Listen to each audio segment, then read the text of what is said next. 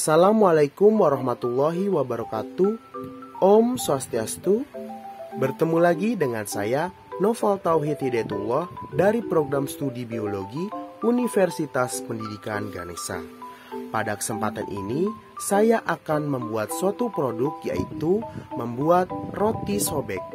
Jadi pada pembuatan ini merupakan pemenuhan tugas akhir dari mata kuliah Mikrobiologi Industri dengan dosen pengampu Ibu Ida Ayu Putu Suryanti, SSI MSI. Baik, langsung saja kita mulai proses pembuatan roti sobek, yang mana akan dilakukan pengenalan bahan-bahan yang akan digunakan dalam membuat roti sobek. Jadi yang pertama, saya menggunakan tepung terigu dengan merek Cakra Kembar. Saya menggunakan secukupnya. Kemudian susu cair yang sudah dipanaskan dengan ukuran 200 ml. Kemudian mentega secukupnya. Lalu telur yang sudah dikocok. Kemudian gula pasir secukupnya, sedikit garam,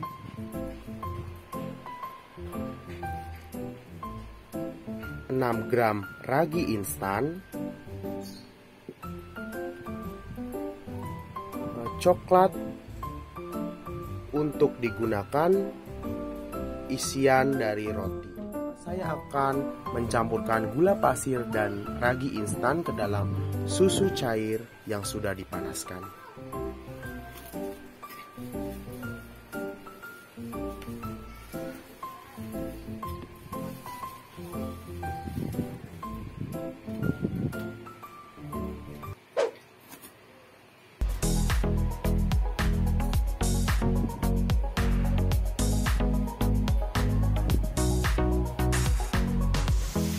Kemudian diaduk. Jadi pencampuran ini yaitu untuk mengetahui raginya ini apakah masih baik digunakan atau tidak. Jadi untuk pencampuran ini ditunggu selama 5 menit, 5-6 menit. Mari kita mulai pembuatan roti sobek ini. Itu yang pertama, kita masukkan gula pasir secukupnya, jadi sesuai selera. Kemudian telur yang sudah dikocok ataupun yang belum.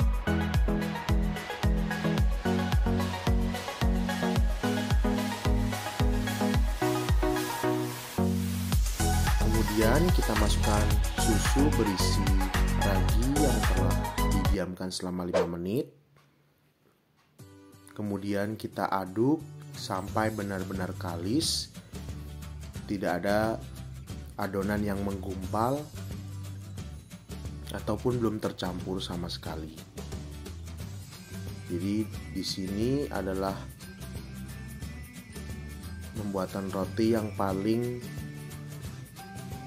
harus dijaga agar benar-benar kalis, karena nantinya akan mempengaruhi produk akhir.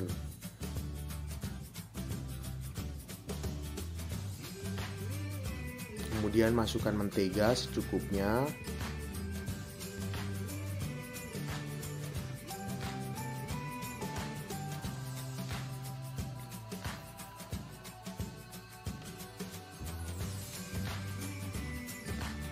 Kemudian tambahkan sedikit garam agar rotinya gurih, tidak terlalu manis. Kemudian aduk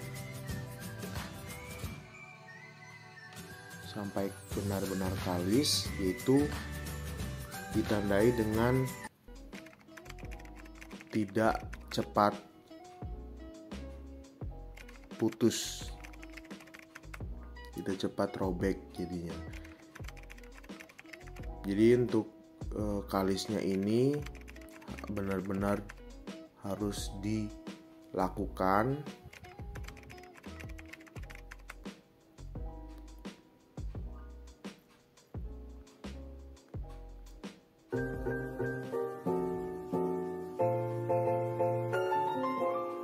Kemudian kita bulat-bulatkan agar mengurangi gelembung-gelembung sebagai hasil dari proses raginya, seperti itu.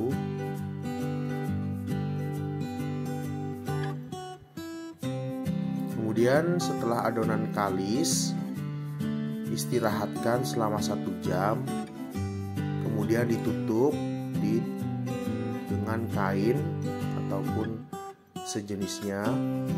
Jadi ditunggu selama 1 jam. Kemudian setelah 1 jam kita istirahatkan, kemudian kita uleni kembali agar menghilangkan gelembung-gelembung gas dari hasil fermentasi ragi. Kita uleni lagi sampai benar-benar kalis. Kemudian kita bentuk rotinya, dan ini yang sudah diisi coklat. Setelah itu kita proses pemanggangan. Jadi kurang lebih untuk pemanggangannya ini, karena saya pakai oven tangkring, jadi kurang lebih 1 hingga 2 jam.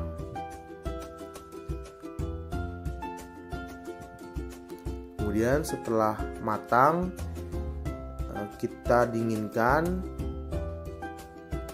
dan kita cek apakah rotinya ini benar-benar baik atau tidak.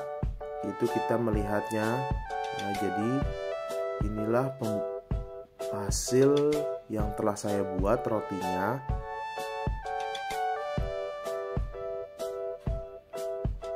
Karena ini baru pertama kali membuat roti, mungkin kalau menurut saya rotinya sudah lumayan bagus, tetapi masih ada kekurangan dalam membuat roti ini,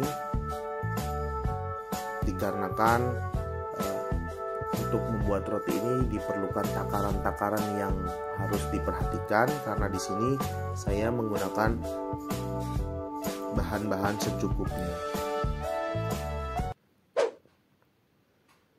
Kemudian kita melakukan percobaan lagi. Inilah tekstur dari rotinya tersebut. Ini benar-benar lembut, tidak kasar.